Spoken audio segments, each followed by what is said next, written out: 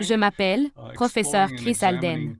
Je suis un des directeurs de LSE, qui est groupe de réflexion sur la politique étrangère, pour explorer et examiner de nouvelles idées, de nouvelles pensées et de nouvelles initiatives à travers le monde entier.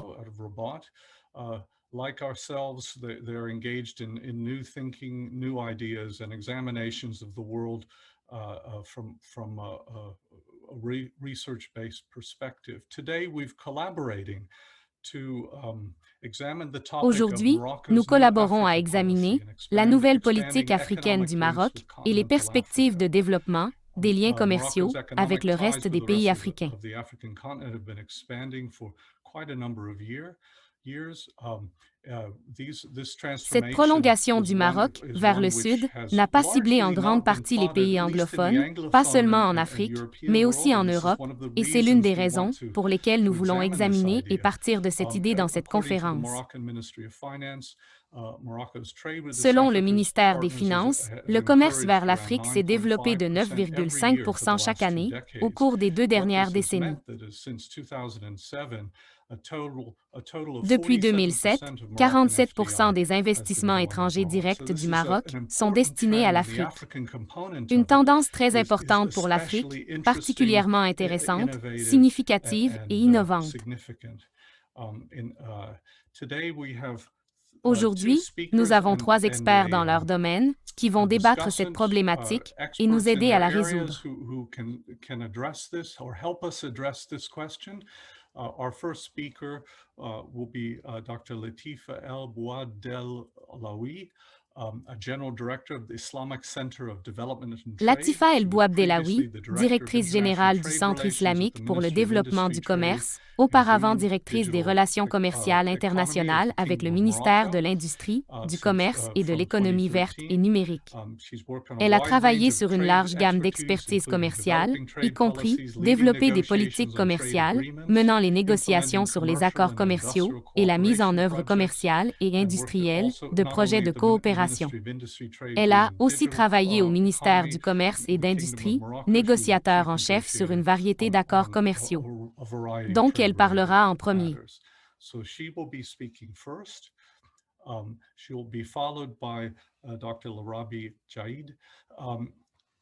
Jaidi, who is the Senior Fellow on the Policy Center of the New South, who focuses on international economy, social development. Elle sera suivie par le Dr Larabi Jaidi, membre éminent du Centre politique du Nouveau Sud, qui se concentre sur l'économie internationale et sociale, le développement des relations internationales et méditerranéennes.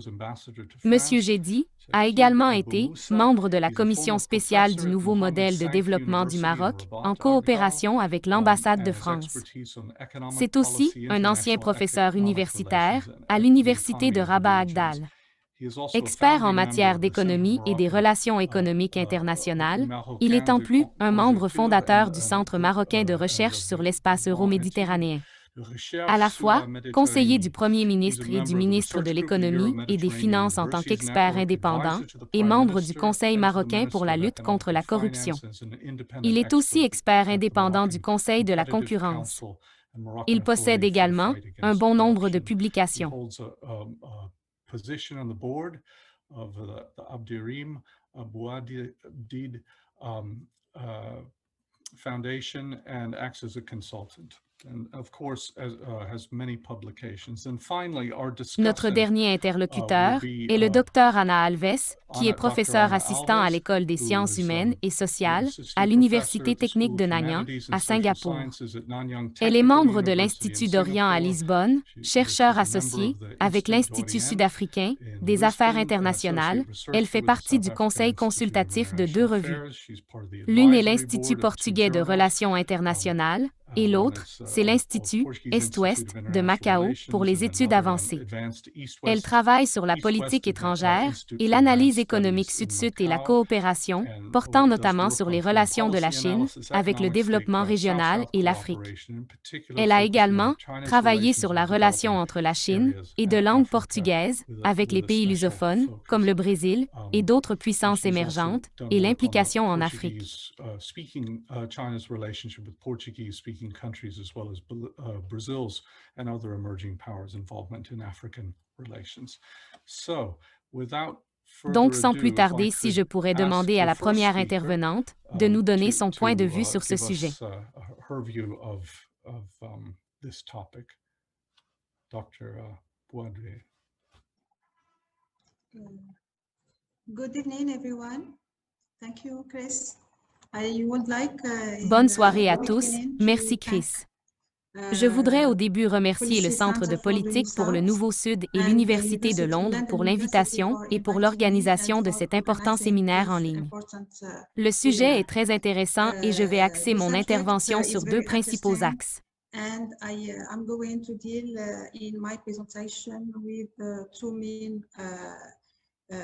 points. First one, I will give an overview of D'abord, je vais donner un aperçu de la stratégie du Maroc pour l'Afrique et le deuxième point concernera la CFGA, la zone de libre-échange en Afrique qui est un grand projet des pays africains. Une historique réalisation pour les pays africains et la question est comment ce projet pourrait avoir un impact sur la stratégie nationale. The question is how these projects will impact national strategy. Concerning the Morocco's strategy of Africa, I would like to remind Concernant la stratégie africaine du Maroc, je voudrais rappeler que depuis son indépendance, le Maroc a confirmé son identité africaine. La coopération commerciale bilatérale a toujours été un outil important dans la stratégie du Maroc avec les autres pays africains. Et depuis 1916, après qu'un grand nombre de pays africains ayant recouvert leur indépendance, le Maroc a établi un important réseau de coopération bilatérale à travers des accords avec ses partenaires africains. Ces accords ont été significativement et fortement développés au cours des 20 dernières années, sous la houlette de Son Majesté le roi Mohamed VI. Pendant cette période, Sa Majesté a donné un nouvel élan au développement du partenariat entre le Maroc et d'autres pays africains, par pas moins de 46 visites à 25 pays. Notably by making more visits to various African regions, about 46 visits to 25 countries. Je tiens également à souligner que la stratégie du Maroc pour l'Afrique est le résultat d'une claire et constante vision de la coopération sud-sud. Une coopération ayant comme approche le co-développement et le transfert du savoir-faire, la création de la valeur ajoutée et la création d'emplois dans tous les pays africains. Concernant les investissements étrangers directs du Maroc dans ses voisins subsahariens, c'est une approche inclusive pour lier ces investissements avec les économies des pays d'accueil afin de cibler les secteurs où ils peuvent stimuler l'investissement local, créer des emplois de qualité et catalyser la puissance de production.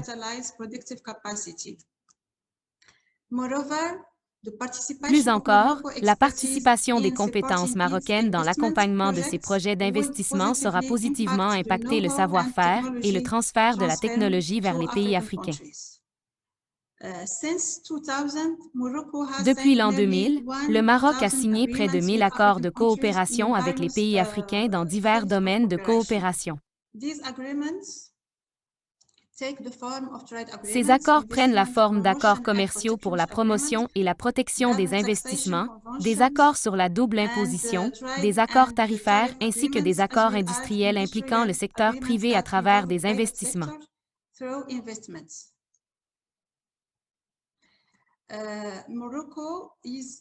Le Maroc investit principalement dans divers secteurs. Par exemple, les services financiers, les télécommunications, le transport, l'industrie, l'agriculture et l'énergie. Et peut-être, le Dr Jedi peut vous donner plus d'informations et plus des détails sur cet aspect.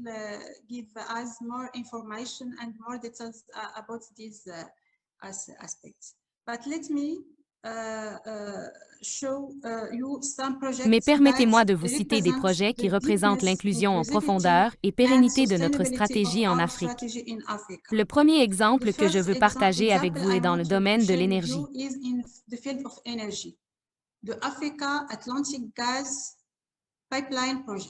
Le projet du gazoduc atlantique développé entre le Nigeria et le Maroc. Ce projet va certainement transformer toute la sous-région Afrique de l'Ouest. Ce projet permettra au gaz naturel d'être transporté du Nigeria, pays de production, vers l'Europe, marché final.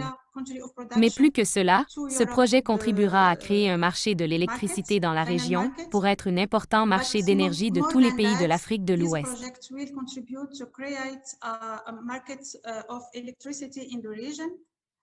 To be an important source of energy of all countries of West of Africa, to help to develop industry, pour aider à développer l'industrie, pour améliorer la compétitivité de l'économie, améliorer l'attractivité des investissements et accélérer les développements sociaux pour toute la région.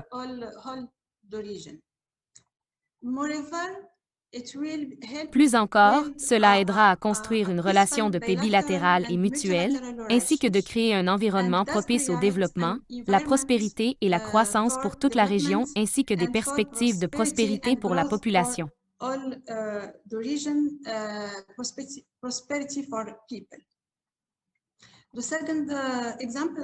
Le deuxième exemple que je veux donner, c'est les projets de production d'engrais.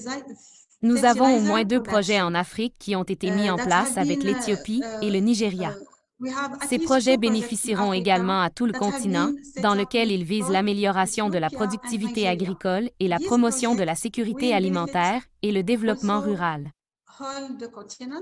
They aim at improving agricultural productivity and promoting food security and rural development. The third example I want to share with you is Le troisième exemple que je veux partager avec vous concerne la formation. Afin de soutenir le développement économique et social dans les pays d'Afrique, le Maroc a développé la coopération en matière de formation avec de nombreux pays, ce qui permet aux étudiants de ce pays de poursuivre leurs études supérieures au Maroc et ainsi améliorer les ressources humaines dans ces pays. And then to improve human resources in African countries. Lastly, I want to highlight that all these examples. Enfin, je veux mettre en évidence que tous ces exemples de projets confirment que le Maroc va droit dans le développement et la mise en œuvre de sa stratégie africaine en optant sur le partage de son expérience. Concrètement, le Maroc contribue à bâtir une prospérité et la solidarité basée sur l'avenir de notre continent.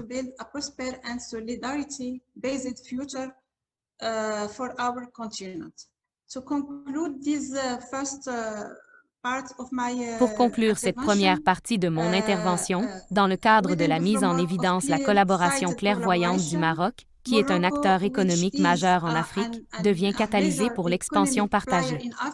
Le Maroc, aussi, assume son droit de soumettre son modèle de développement en tant que pays africain à ses frères africains.